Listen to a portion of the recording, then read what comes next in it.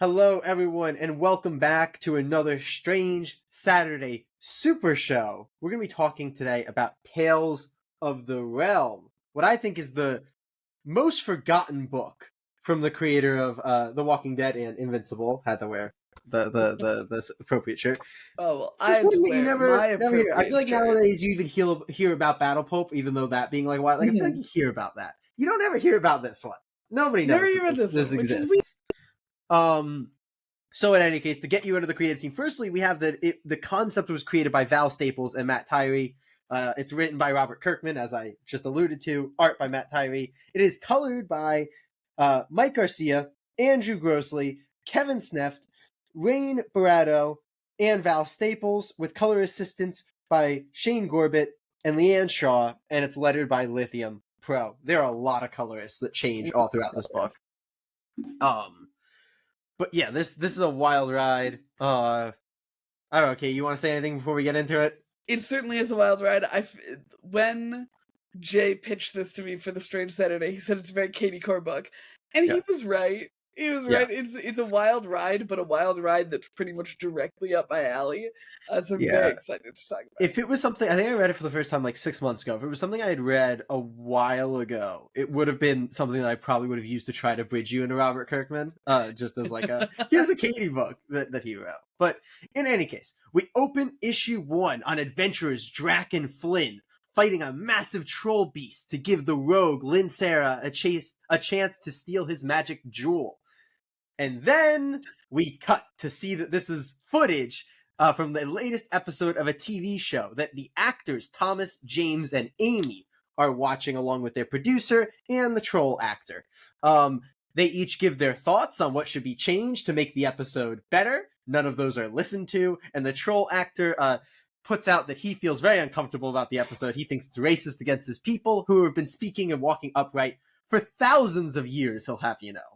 Which, like, maybe he's right. It's a pretty derivative troll. Absolutely. But the funny thing is, like, I if it was like, tens of years, 50 years or something, it's like thousands of years. How did this become a TV show? How is it still happening? Yeah. But, that's what our troll is here to answer. That he is, and he's on a mission. That's right.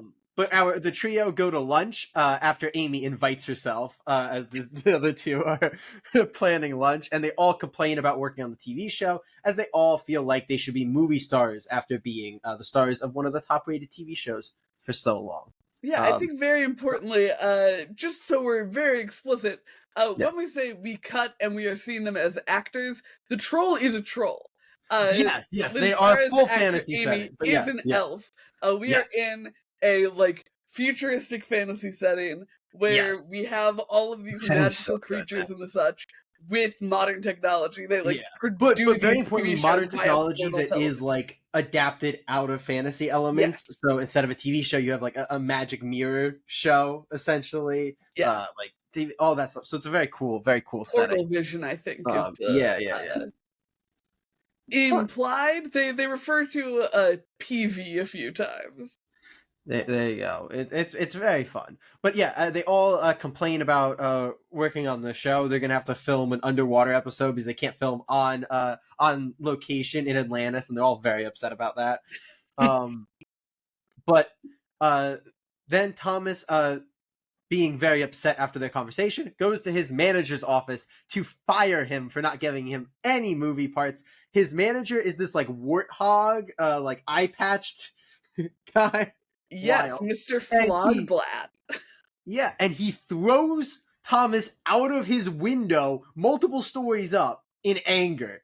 Which I don't know how long defenestration has been like a meme within the D&D community, but I would not be surprised if it's far enough back that this early 2000s book is Robert Kirkman making a little, because obviously there's a lot of D&D elements in this. Oh yeah, making a little D&D community nod where he's like, "Yeah, we love defenestration in D&D. Everybody's gonna be so excited to talk about this book at the water cooler."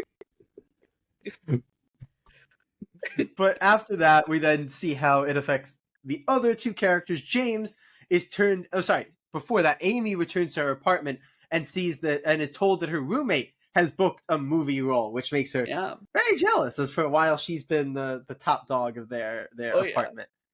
James then goes to a bar where he is chatting up a woman, but fails miserably because she wants a movie star, and he is just a TV star. And this is the first of many, many jokes across the series of people not taking TV stars seriously. Yes, And it's very pretty funny. central to the premise. Yeah.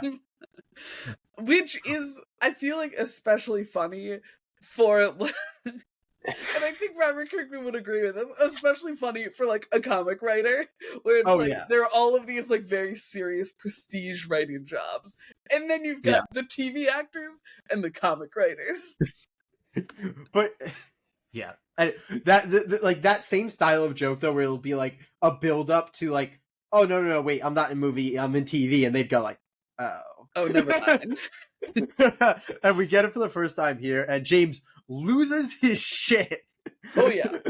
And tells her that he's gonna get a different girl, a hotter girl, and he ends the night home alone, watching his magic mirror television, or portal vision, as I guess is more aptly named in this. But luckily, this allows him to see. Real quick, actually, I'm gonna pause you because there's always something to talk about with Robert Kirkman's writing, and I think that so many of the things that we have read from him have been these long-running series, like these ongoing. Yeah, he doesn't do that even if they weren't early guaranteed, in his career, like at this time. Yeah.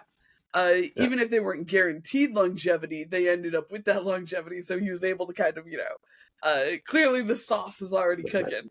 This is, you open up to the page that I really want to talk about there, which is the page where we see 3 of, like, the same shot, and then the explosion. Throughout this entire book, Robert Kirkman is so willing to do, like, a long pause, which you don't have a lot of room for. Like, there's not a lot of space in comic books, but he uses them so effectively that they really feel like they create a sense of identity for the book.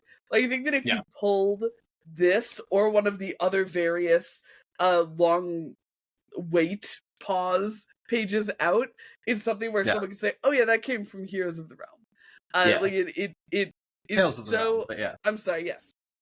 It's so unusual. We'll get to one that I really, really love with the pause, which is actually funny because it's a running joke that I don't think is that funny in this book, but it is the one instance of the running joke that I find incredibly funny. I'm very excited to see it. In any case, we'll get there eventually. Yes. But anyway, James, watching his magic mirror portal vision, sees that Hollywood's greatest director, Kyle Stefano, has been abducted and a ransom is being demanded for his return. This gives James an idea, and the next day after filming, he pitches to his co-stars that they should rescue the director, and he'll be so grateful that they'll all get movie roles. Thomas, absurdly against this idea, firstly citing that they know how to fight for television, but that doesn't mean they can actually fight, which James, throughout this entire series, will never understand. No, we'll simply never realize. And but no, just let me because I'm still in this moment, and then I'll give you the floor here. But his main concern, very importantly, is actually that they all already have steady income through the TV show, and it is so popular that there's no way it's going to be canceled unless they all go off on this quest and disappear for so long that the show would get canceled. Yeah. But yeah, take whatever you were trying to. It's they do such a good job with establishing these characters right away. Like, we even saw it in the lunch scene, where we get this establishment of them right away. It makes so much sense that Thomas would be level-headed and rational. It makes so much sense that James would like have this ego about him. They're not deep characters. They get a little bit of fun towards the end, but they're not especially deep characters. Like, at all. They're meant to be. No, they're fairly stereotypical. Yeah, they're meant to be like, this is your like kind of womanizing dumb idiot. Mm-hmm. Like they're given these like boxes so that in a book that does a lot for 5 issues, you can very quickly kind of know what the characters are. Exactly, and those are the flowers I was about to give it because I feel like even though they are characters that fit in those boxes so easily, they do feel really distinct. Like, they do feel like they have a lot of personality, even if they don't have a lot of depth. Fully agreed. But yeah, anyway, this all kind of goes up in the air when the producer, Mitch, asks to speak with Thomas, and he quickly tells him that the troll is suing them, and the only way he sees that they're going to be able to settle is by having the troll replace James and Amy as Thomas's co-star in this series. So they will both be fired soon. They're going to reshoot the latest episode to have them both die, and Thomas is told he has to keep this a secret. At the same time, we see Amy and James talking about the plan. Amy is shockingly, fully, and maybe not shockingly, because she's jealous of her roommate, which is what she kind of throws out there. But she's fully on board.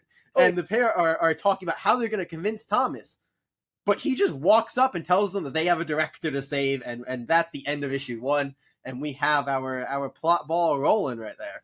Oh yeah. I was so shocked when we got to the end of issue 1 how Team Thomas I was. The fact that he heard that his friends were going to get fired and immediately was like, it's such okay, a good we're going to go save this director.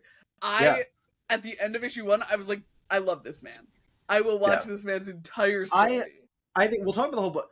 I genuinely think issue 1 is maybe the strongest part of this book. Like, I think issue 1 is so ridiculously good at just being like, here's the setup to the story. Yep. Here are who these characters are. Here's this world. Like, it has so much to get you on board with in one issue of the series. It does a phenomenal job. I think issue 1 is so freaking good. It really, really does. And the issue 1 is great. It's so exciting. It's so great. But issue 2. Yes, issue 2 opens on Mitch, the producer, trying to contact Thomas via crystal ball answering machine. He tells Thomas that he needs him for the reshoots, and he also needs... I want to show the crystal ball answering machine because it's very funny.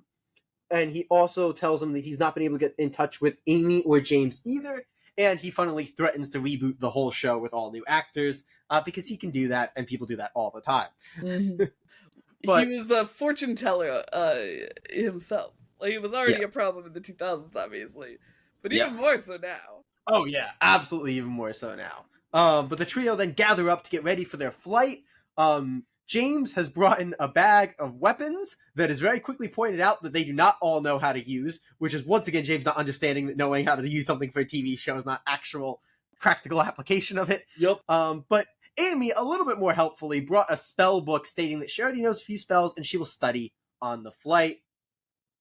We then jump to the director and producer recording with the troll, who is not happy that the other actors are not there, and he has to act with a blue pole. Another thing I think even more relevant today, the actors acting without other actors there. And he threatens to get his legal representation involved again. The director fuming at the end of this. Man is just straight fuming. But our trio then... reasonably. Oh yeah, absolutely. Man is dealing with someone. Yeah. I want to cut it real quick with their costume change, because we. This is the first time you see them in more like casual kind of outfits versus their TV show stuff. Well, I guess not more casual. I think more importantly, like not for television like adventuring gear. Yeah. And I want to give huge props to Tyree here, because these look so fucking good. Like they do sort of a mix of styles of like kind of Indiana Jones-esque gear for Thomas. Yeah. They have like kind of paramilitary stuff for Amy, and the way that they mix casual clothing with armor later on James is truly my favorite thing. Like, my favorite it's great. thing he has is that pauldron over a hoodie. He doesn't wear a hoodie, but put that man in a hoodie, and it's literally my favorite character design trope ever. I don't know if you mentioned it on the pod. You definitely mentioned that to me multiple times. I don't know if that's the first drop of that on the pod. If it is, wild. It could be. I try to hold it close to the chest because I feel like it's really embarrassing to be super excited about a hoodie. It's real embarrassing for you. But in any case, I want to give big props to Tyree for these designs, because I feel like they're indicative of how he blends the fantasy across the whole really strong. Yeah. Tyree does a great job, and I think Tyree's art throughout this book just really helps embed you in the world, and I think absolutely. But anyway, the trio arrive to their flight, which is on a dragon with like a like plane, I guess, cabin attached to its stomach. And a jet engine on its back. Yeah, love that. And there's a large group of protesters protesting dragon flight. James immediately gets into an argument with a large woman who he mocks for clearly wanting to eat the dragon and being upset that she's not allowed to. This causes the woman to just straight up like attack him, and they get into this big fight before police knights, which are also one of my favorite things in this book. Like they're in police, like essentially cars, but they are knights. Awesome. They're in police cars. They're wearing knight knight armor, but it's like emblazoned with LAPD on the back. Yeah, I love it so much. And then they get on their flight, and we see the woman being put into a police car and swearing vengeance on James. That's So right. the trio then arrive in the last town Steve was seen in. That's the movie producer, in case you don't remember the name, and they check into a Motel 7. Then, out of pretty much nowhere, Amy flirts with Thomas, and the pair end up sleeping together, only for James to listen in and then tease them the following morning. The group then goes to Blathel Burgleby's Beasts of Burden, I am which proud of you for getting that out in one. thank you. Which is the last known location of the director, where he supposedly rented a couple of horses for his trip. Here, Amy and Thomas rent horses as normal human beings would, but James rents a purple tiger. They also find out that Striefadel was on his way to Mount Trogdor, and they embark on the same path that he took, where they are attacked by goons who call them trespassers. As they are getting into this fight, James throws Thomas an axe from his bag, and Thomas goes to block a blow, and yet his axe is cut through incredibly easily. And when Thomas asks James where he got the weapons from, James, once again not understanding the difference between movies and reality, tells him that he got the weapons from the prop room. This is maybe my favorite issue ender. This was hilarious. It's such a great issue ender, which we already know is one of Robert Kirkman's huge strong suits. He's a master of making you want to come back for the next issue. I want to touch real quick. I was so impressed by how not awkward or shoehorned I think that Amy and Thomas sleeping together was.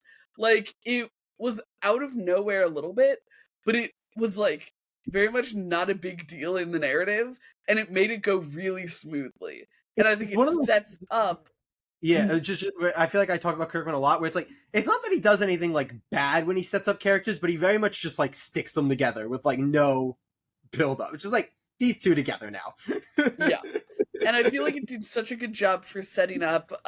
There's going to be a lot of back and forth between Amy and James later. And I think it does a really great job of setting up why that would be a good bit. Like the fact that James overheard them makes it a little softer that he keeps trying to sleep with her. Because I feel like it could have been really annoying and like chauvinistic feeling. I don't always love it. But yeah, I agree that this certainly makes it a bit better. Yeah. But yeah, this issue ender, so great. The way that this is the first time that we're seeing these guys in like real world combat, and the way that they move within combat, and this is bleeding a little into the next issue when we see more of the combat. There is no sense of like strong fighter energy or anything. No, it's fucking theater kid energy. It is. And it's so well done. There's just so much to love about what Tyree does in this book. And I feel like the way that he sells the kind of actors in a strange land is so much of what really gives it that feeling, really sells you on those characters. Because it's endearing to watch someone get by the skin of their teeth. Absolutely. There's no overly perfect character in this book. They're struggle. But speaking of that, we open in issue 3 where our heroes are trying their best to, I guess, survive the goons is what I'll say. And they, just by like sheer dumb luck, end up taking out a couple of them, including the leader of the group. But they still end up all surrounded and clearly screwed when Amy finds a spell in her book to teleport them all away, except not really all of them, as it's only her, James, and the purple tiger. Which it feels like another. I had never considered that it makes sense that he probably is. I had never considered Kirkman as like a D&D goober before, but I'm like, that's so funny with like, I'm sure that the spell affects 3 people. He said, I don't know if he is, because like, it's not, I don't know that he's done anything else in this mold, and like, it wasn't even his concept, you know, he was writing it for somebody else. For sure. I think it's more like, I don't know. I don't know if he's a hardcore. I'd be interested to hear, or if it's just him like being a good at, you know, researching and you know, being, I mean, either could be the case, but I feel like the very specific thing of I can only take 3 people with my teleportation spell, That's fair. There is a and lot of the one of them spell is things gonna in be here. my mount because I'm not Yeah, bringing my friend. He'll be fine. Is yeah. also very like But funnily, also not her mount. experience. James's mount. Yeah, yeah. Importantly, those horses This just was an accident anyway. screw those horses. They're not purple tigers. They're not purple tigers. Though it does have But stripes. Maybe it's a purple panther. I don't know. It has like the. I think it's a tiger. I think it's meant to be a tiger. It looks I like a believe tiger. you. I didn't correct you the first time because there's I don't no know. reason to think. It looks like a It's just tiger to there's me. no stripes. There's no extra piece. It's all purple. Tigers also aren't purple, Katie. I don't know It's if you like knew the that. one thing about tigers is that they have stripes. And that they can't change them. That's right. Maybe it is a panther. I don't really know. It's a tiger. We'll call it a In tiger. any case, James. Oh, sorry, Thomas is left behind. Yeah. James's arm is badly cut from the fight. Amy quickly is able to stop the bleeding, but he's still badly hurt. Thomas is about to be killed by the goons when the leader has gotten back up, and he tells the men not to kill Thomas because he wants his revenge, and his revenge is going to be much worse. So they're going to take him back to the base.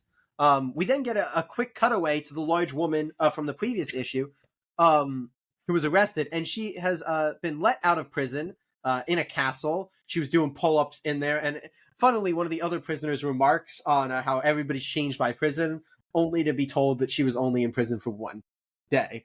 She also has a classic little like pink heart tattoo on her arm. Yeah. I did not realize that this character was going to be recurring. Like, I thought it was just a one-off bit. And so when she came back, I was like, what the fuck are we doing back over here?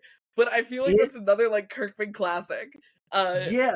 This is especially, like, early Kirkman really, because I don't think he does it anymore, where, like, he used to do it decently where he would have these, like, recurring built-up characters just for, like, a big gag at the end. Because he did the same thing in Invincible, where there's a character who like kind of feels like they're going to be important, and then is just for one gag after a bunch of issues. And like, I think that's a very like early, more humor-based Kirkman thing. Because I think he's moved away from humor a lot more. Yeah, I was gonna say it's definitely like a comedy thing. Like I would expect to see that in like voice rivals with Walking Dead. I feel like there was a similar thing in Battle Pope, but I can't remember exactly what. But anyway, maybe yeah. Anyway.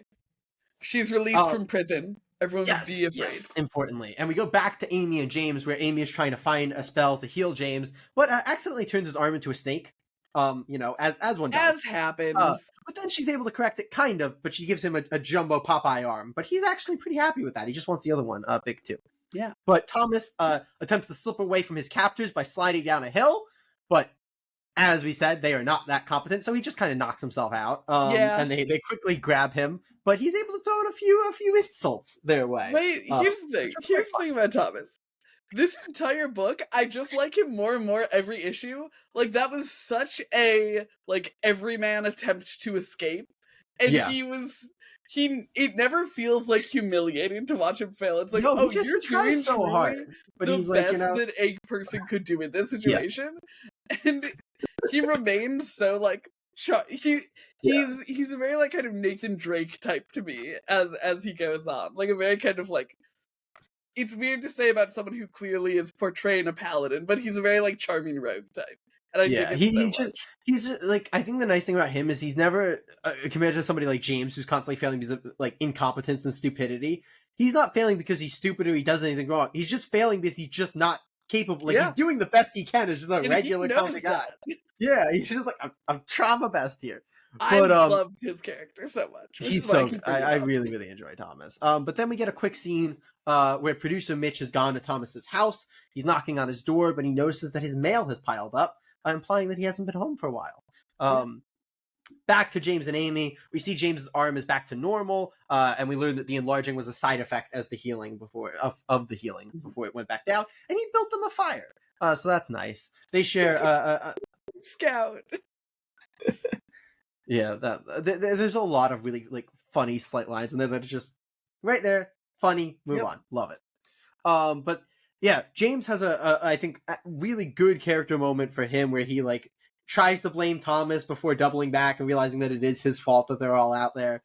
This leads to Amy being upset, and James comforts Amy over Thomas, and this causes an awkward moment as they both almost kiss, and then we get what I think is an incredibly funny. I don't know if I'm gonna be able to get there quick enough, but one of those pauses where they yeah, both turn away from the kiss, and then we yes, see them here we kind go. of awkwardly tending to the fire.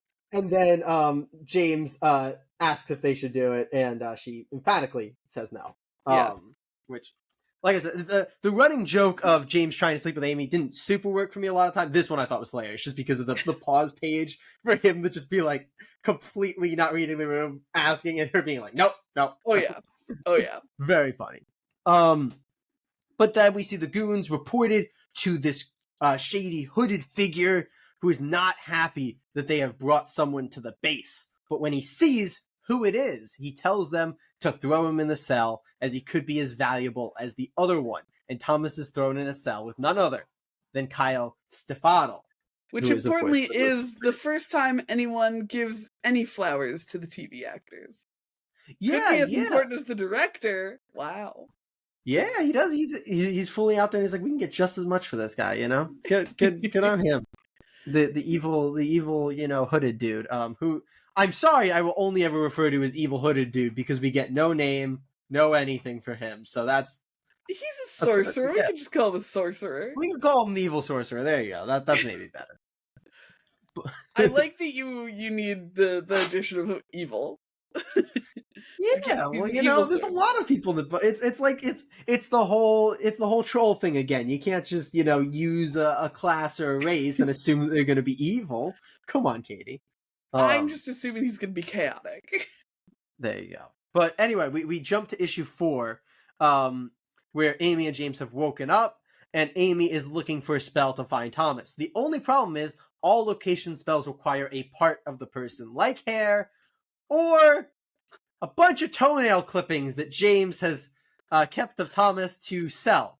Amy, weirded out by this, and James, importantly, only ever to make things more. He's been doing this for 7 seasons of them making this show. He's been taking Thomas's fingernail clippings and selling them on the internet. And unable to read the room, funny. He makes it so much worse by then asking Amy if she has panties that she wants to get rid of for him to sell. Which he then does read correctly and shuts himself up that time. Yes, he does. He very quickly realizes, no, maybe I shouldn't do this. And Amy just tells him to go catch a bird. Which is not a euphemism or an insult. She literally needs him to catch a bird. Yeah. But in the jail cell, we get another one of these TV show jokes, as Kyle Stefano is telling Thomas that he looks familiar. And when Thomas tries to explain he's from TV, Kyle says he doesn't watch that garbage. And instead asks if he could be a caterer, because that would be more likely for him to be recognized. One of the goons then comes into the room just to quickly snap a picture of them, which was like more funny to me than I think it should have been. Like, I just found that deeply funny. The guy like popping in, being like, did you notice that his flashbulb has a little like bug in it? Oh, I didn't notice that. That's great. I noticed a lot this time going through of things that I hadn't noticed the first time I read it, where it's like, man, just so many little things in this world are just like these little done fantasy by details. Things. Love that. But in any way, the sorcerer calls for Thetis, an assassin-looking dude, who's tasked with delivering the ransom photos and message to the Tales of the Realm production office, which I want to just throw out here. Kirkman just reused this name like a couple years later for a major character in Invincible, and I find that hilarious. Astounded. You know what? I love. Is he also a like evil-looking assassin? No, he is like the leader of the coalition of planets. Like, he is a very important like. I like to believe that Kirkman forgot that he was like, man. Yeah, and he just like came up with the really name cool. again. Yeah, I fully believe that. James is then climbing up a tree to try and catch a bird, and instead he falls out of the tree and sees a bird that can't fly, a little baby bird. Yeah, and he takes that bird instead. We then once again get our little issue that every issue we need our cutaway to the large woman, and she goes to one of those like, you know, star maps that shows you the locations of where stars live, and she steals the map that they're only asking for $5 from them. And when the guy running the booth asks her to pay for it, she throws him through the booth, destroying it. And he lets him keep it then. Yeah. He's like, at that point, he was like, oh, I don't want any part of this. It continues to just be very funny. There's so many good gags, but especially like a lot of the like you get like one issue stuff a lot of times of both her and like the producer, and that like all that stuff is deeply funny. Which speaking of which, we have then Mitch going to his boss, who's like the head of the studio or whatever, and the boss tells him that he's gotten this ransom and he orders Mitch to deliver it as soon as possible. Importantly, I feel the need to point out just some of my favorite of please, Tyree's little details.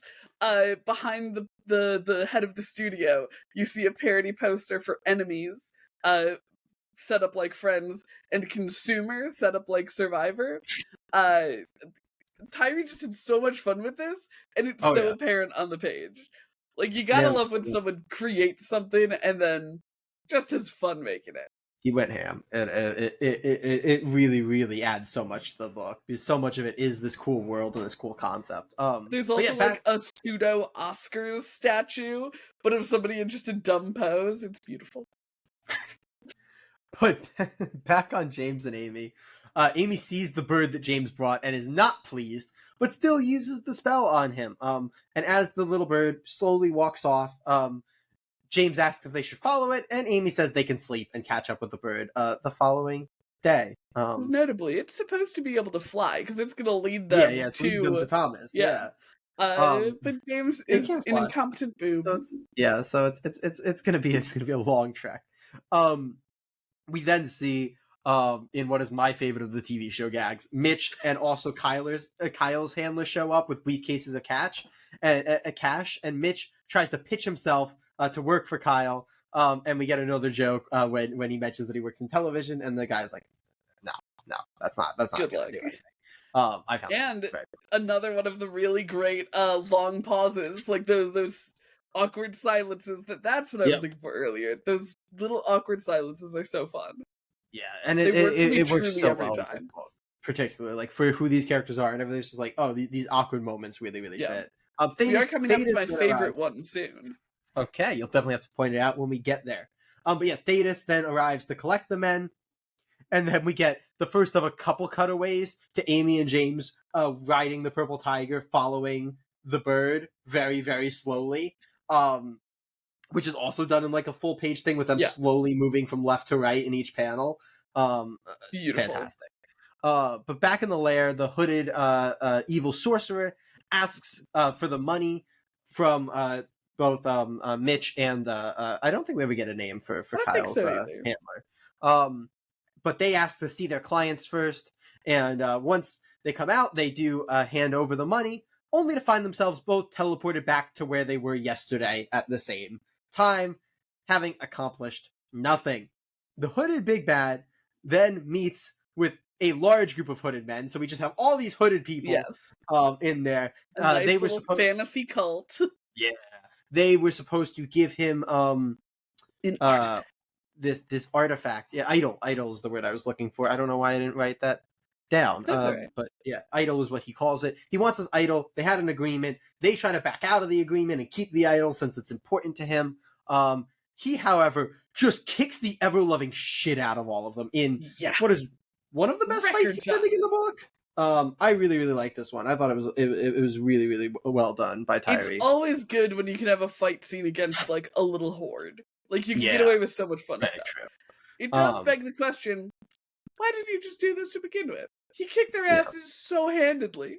Well, man, honestly, throughout this book, he, for the most part, he tries to be a fairly reasonable man when it comes to deals. He's always holding up his ends of deals, except for the ransom thing. Except for the one that we see.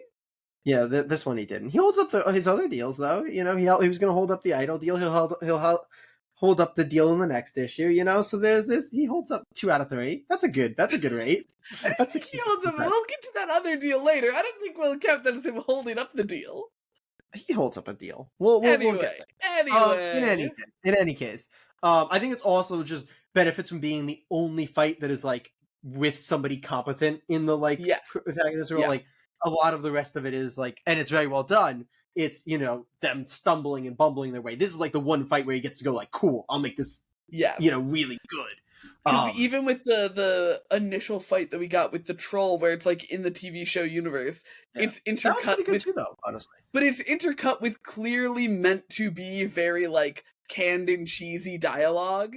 Oh yeah, That really undercuts the like coolness of the fight that's on very purpose. fair. Yeah, Yeah, but this I one was gonna just say gets like me his art in that's a good other shout because that Yeah. is like the other competent fight that is done in this. But in any case, we then get a cut to Mitch with his the head of the studio where he is fired for losing the ransom money, and we get another cutaway to Amy and James following the slow burn. That's right. Finally, the evil sorcerer's plan is revealed. As he has led them to this like what is the word that I'm looking for? Yeah. Where he is going to try to summon back the Dark Lord Gothra, who has been imprisoned in the mountain. However, unfortunately, in addition to the idol, he needs the blood of a virgin, and he has this butterfly that's supposed to seek out a virgin, and he was just really expecting one of the people there present to be a virgin. And they weren't. Well, at least they weren't until James and Amy fall from the sky, and the butterfly lands on James. Another great issue. I love this issue. Ender. It's so funny. Because it's you really feel it coming, just like the moment before it comes. It's like, oh, it's looking for a virgin and didn't find one. Oh, I know what's coming. That's rough, dude. It's been on TV for 7 seasons. They really don't like TV actors in this world. It's TV, man. Who gives a shit? This world doesn't have Tumblr yet. Yeah, you're right. But and anyway, we jump to issue 5, and we open once more on the large woman. This time she's buying a bunch of kerosene, which is terrifying. I loved this gnome merchant. This little gnome who's like trying to talk about the heaters. Yeah, I was like, this is an NPC that I would absolutely put in my little world. I feel like all the like kind of NPC like characters in this book are just hilarious. Like anytime somebody's just like talking that's like there but not meant to be focused on, they're so funny. They're so good. And that's, when they're talking, and also there are a ton of really great like parody characters in the background that Tyree does. Like there's a Hulk at one point. We'll get to one that I thought was wild toward the end. But yeah, there's a lot of like there's little, a Wookiee that I really quite like. Even the purple tigers, I think like it's like a green tiger, I think from Masters of the Universe, something like that. I think it's a green large cat that he rides on. I understand why you thought it was a tiger now. I don't know if it's a tiger. It might be a lion in that or something. I don't know. It's something. It's another large cat. In any case, it's all good fun parody. Yeah. There's a lot of that in this, and that's very fun. But in any case, we go back to the mountain where the evil sorcerer is cutting an X on James, allowing his blood to flow into the monument. Monument was the word I was looking for earlier. Like the monument thing, and everything explodes in a rat. Like really gnarly shit in this scene. Like that knife is in his chest. Oh yeah. Tyree knows how to like jump between the tones in this book with the visuals. This red explosion looks amazing, and there's another one later that also looks amazing. Really love that. But once the dust settles, Gothra has taken over James's body. And he asks who is responsible. Cool. He does. He asks who is responsible for his return, and that's the evil sorcerer, and he offers the evil sorcerer a wish for having returned him, and the evil sorcerer asks to return to his home dimension, revealing that he was accidentally stranded here while studying the dark arts. This upsets his goons, who thought they would command breaking Gothra. The deal with them. Oh, I meant he kept the deal with Gothra. He gets his thing in exchange. He kept the deal with Gothra. I'm just saying, there's the deal, and anyway, He's so 1 out of 4. Fair. 2 out of 4. He was the idol deal he was going to do too, but he didn't. That's not his fault. They betrayed him. He was there for that one. Anyway, the goons are upset because they thought they were going to command Gothra and rule the world. Gothra then incinerates them down to their skeletons for the mere presumption of thinking they could command him. In what was an awesome panel, them like getting incinerated to their skeletons. Gorgeous, rad as hell. I love the way that entire page flowed. Like it was such a good read. Talk because I'll see if I can find it quickly. Yeah, I love the way that they do the design for Gothra in James's body, because obviously James looks like a fantasy hero because he plays one on TV. That's his entire job is to look like a fantasy hero, and they do such a good job with turning that into looking like a fantasy villain. I absolutely loved it. Yeah, Jay has the page pulled up there. Gorgeous. But yeah, in any case, Mitch's so turning Gothra trick. decides. Oh, what? Never mind. I jumped ahead. My bad. You did. Gothra found the hooded man's wish acceptable and says he will grant it once he's back at full strength. And he then asks what his offering is, and the sorcerer tells him that Amy, Thomas, and Kyle are his offering. Back in Hollywood, we then see that Mitch has resorted to granting sexual favors for money, like behind a waffle castle. Is 24-ish probably hours after being fired. It's a little fast, quick, man. A little quick. Yeah. He has resources. We know that he has assets. Yeah.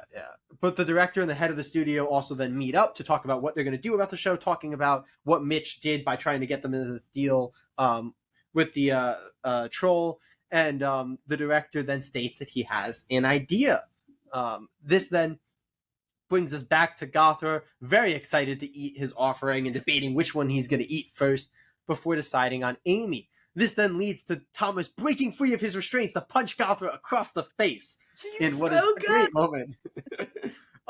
He then, very nicely, he comes clean about why he, decided to take the quest, about Amy and James being fired, and his reasons for going on the quest. Not in some sort of big moment where he gets the pause after the punch. No, as he's like fighting for his life against Gothra, which is as very, very funny to me. Appeal to James. Yeah. And then Gothra tells Thomas he's made a mistake and his fate will be much worse than being eaten, before holding out his hand, and nothing happens because Gothra. My favorite pause. Yeah, that's a really, really good one. It's very effective for communicating it too, because if you don't give that pause, it might be unsure. You might be like, "What's going on?" It works really well. But Gothra then states that the host's love for Thomas is too great for him to harm him, and the hooded sorcerer steps in, saying he's going to do it himself, but he's attacked by the purple tiger. Hell yeah! The purple tiger mattered. It mattered. Gothra is then overwhelmed by James's love, like stumbling and bumbling about it hilariously, and he explodes into red once more before James resumes control of his body. Amy then teases James about the deep love of Thomas, and Thomas shouts that the love is platonic. Let them kiss, Robert Kirkman. We then see the trio in a cafe. A few weeks later. A few weeks later, and they discuss how they all have their roles on the show back because the director and the head of the studio decided to give the troll his own fashion makeover show instead. Troll eye for the human guy instead of queer eye for the straight guy. Truly insane. And then one of Kyle Stefano's men comes in telling the trio that he wants to meet with them. We then jump to the large woman once again as her and Mitch, the producer, bump into each other as they're passing on the street. She shouts at him before leaving, and Mitch sees something off panel that isn't revealed yet, and he is stunned. We then cut to the trio meeting with Kyle as he offers them movie roles for Tales of the Realm, a movie all about his rescue, and then he goes into, in great detail, describe the exact plot of the comic book that we have just read. Yep. The trio then, as they leave, happily discuss the movie, and Thomas remarks how it might be the worst movie idea he's ever heard, that it might work as a comic, but it will not work as a movie, before stating that he's still happy goon behavior. Oh, I love it. It's such a good thing there.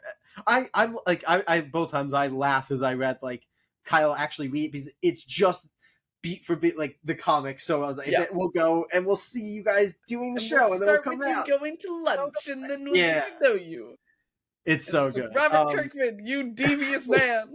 You manipulated our emotions with narrative. How dare you? That's not what we came here for. But Amy then suggested they go to James's house to celebrate, and he confusingly asks why his house. And Amy says that he has the nicest house, and he reveals that he sold it to Mitch, the producer. We then cut to the ending page of the book, which is Mitch sobbing as his house is burning down. And wildly, what appears to be like a child version of Savage Dragon. Be like, Kills that's him your off, house, like, dude. That sucks. This is the one that I was talking about earlier. It was like, this is just the wildest one to me. Like, they just put a tiny little mini Savage Dragon in this. With a skateboard, he's vibing. Oh, it's just so funny. Like, I know Eric Larson tends to not care what you use Savage Dragon for in like crossovers, and is very good friends with Robert Kirkman, which is why Savage Dragon shows up in Battle Pope as well. But it is hilarious to me that it is a mini version of him with like lines of dialogue as a child. Like, just a little guy. This book was so silly. I absolutely loved it. I feel like it executed perfectly on everything that it wanted to be. I really liked Tyrie's art. I don't know that I've read anything that he's drawn before. I don't know that I have either. The fantasy was so good. The humor in it was so good, and the mixing of those two was phenomenal. It was a book that, in the end, I feel like the final beats with literally James's love for Thomas, making it so this like extra dimensional god could not attack him, it was over the top. It was a little bit corny, but I also feel like it added so much depth to their character. It's like such a classic like fantasy thing for this like deep intense brotherly love. And it was so rad to see that be like, I don't know, played pretty straight in the moment. Like the way that James responded to it after was obviously very indignant and like a joke about not being gay. But in the moment it was played so straight in a way that felt really faithful to like the fantasy genre. And I think we talked about this all the way back when we talked about Battle Pope. Robert Kirkman is so good at staying true to the genre that he's poking fun at. Like, it never feels like it's coming from the outside. It always feels like the call is coming from inside the house for him. Yeah. No, fully agreed. I really enjoy this book, which is why I, after already having read it, suggested that we do it for the show. And it's really, really great. I think a lot of the greatness comes from a lot of what we're talking about there. Like, it's from the concept, it's from the characters to some extent. I feel like there are certain characters where maybe they could have gotten more. Our villain, for one, you know, could even have gotten a Amy name. a little bit more too. Amy for sure doesn't get a ton. I feel like her the troll honestly maybe could have like because of how important he is to the plot. If it's not super necessary, but there's a lot of those little things where I'm like, because of how much I think this book was trying to do in 5 issues, there's a lot of things that don't really feel like they get fully expanded on. Amy was the one that I had the biggest issue with there, especially because it is a book where I think that you're supposed to buy into their friendship. Like, it never feels like Tom is doing this just because he's James's friend.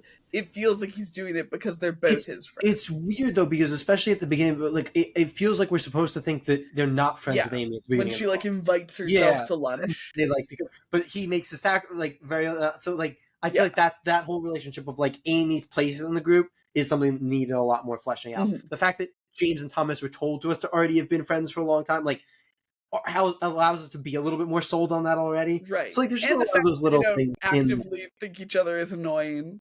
Yeah, so it's like it's one of those things where like honestly when I read this a lot of times think like I would love to have gotten to read this like done by a more modern Kirkman, you know, like somebody with a little bit more behind him, because it like it has those little, I think, kind of stumblings a bit, and like I think the overall like plot is like solid, but I don't think it's anything spectacular. I think the concept is top tier spectacular, and that's what really carries this book. Tyrie's art and the world building in the art and the concept and the meta humor, like all the stuff around, like, oh, this is a comic and TV and all of that is so good. But the actual like plot arc, I think maybe could have been a little bit improved. It's still good, but it's like when you're reading something from who I believe to be one of the greatest writers ever, it's like just like maybe Kirkman like 5 years later probably would have done this, and it would have been like one of my all-time favorite books. You know, like it feels like we were that close to greatness. You know, one of the big downfalls of it is a little bit baked into the concept with these being, you know, TV actors, not actually heroes. But it is a book where things happen to them a lot more than they happen two things. Yeah. And they, even when those things are being resolved, they don't have a lot of agency in that.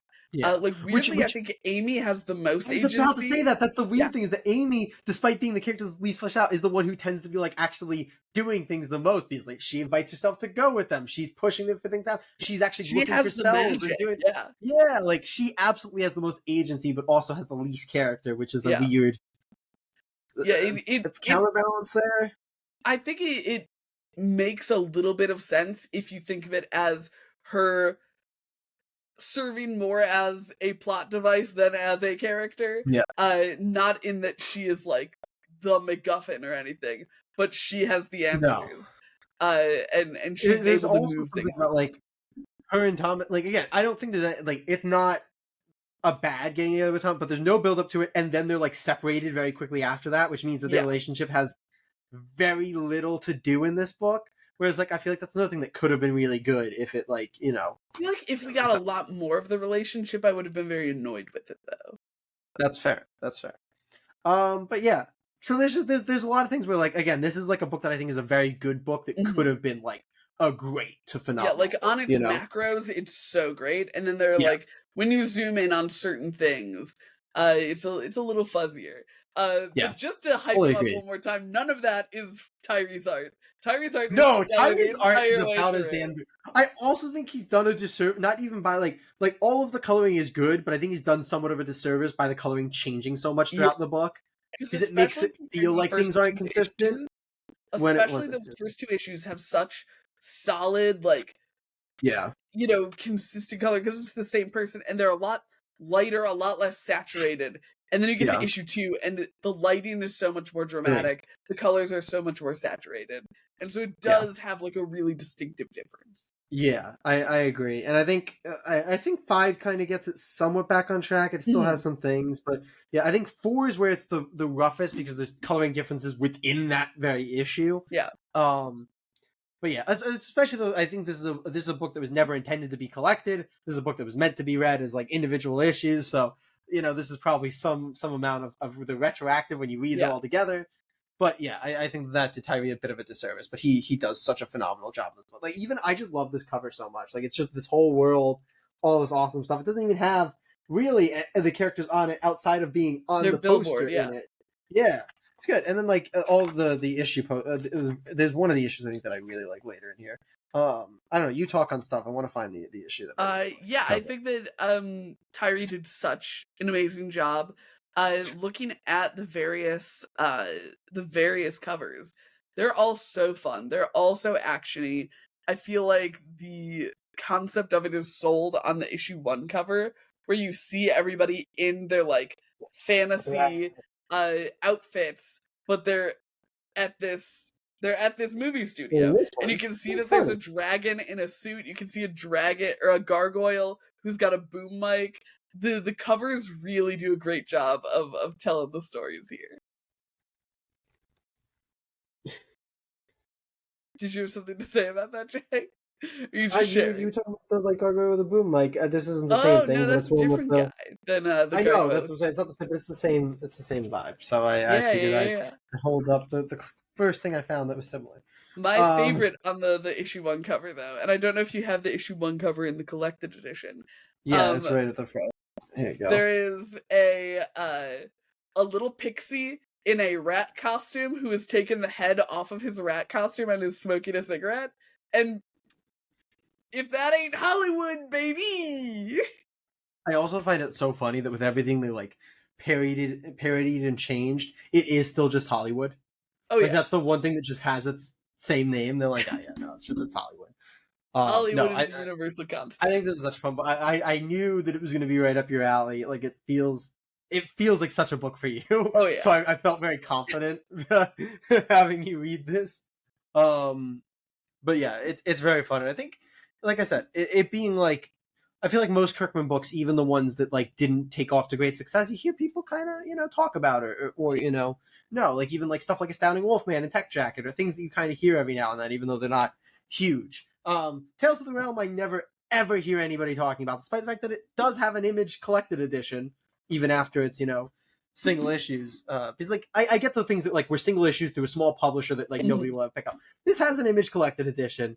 Yeah, People it's got his read name on it. Read it. This is good. This is Read it. cool. Yeah, This is fun. This is a Read great it. concept. Read it. Well, anyway, but we read it and we liked we read it. quite a lot. We read it. What do we do? We got episode on Wednesday where we'll be talking about the new Kirkman #1 Battle Beast #1. That's right. This Yeah. Wednesday, so you're not going to want to miss that as Katie reads her first Invincible anything. That's right. And last Wednesday we had a Void Rivals issue. I think that was we two had Wednesdays ago. Blood and Thunder. Blood and Thunder. That's right. Which Kirkman co-created. Yes. So it's been a Kirkman May for us. So be sure to stay tuned for even more Kirkman content, and of course our regularly scheduled programs every single Wednesday. But as always, we hope to see you next week, Comic Geeks.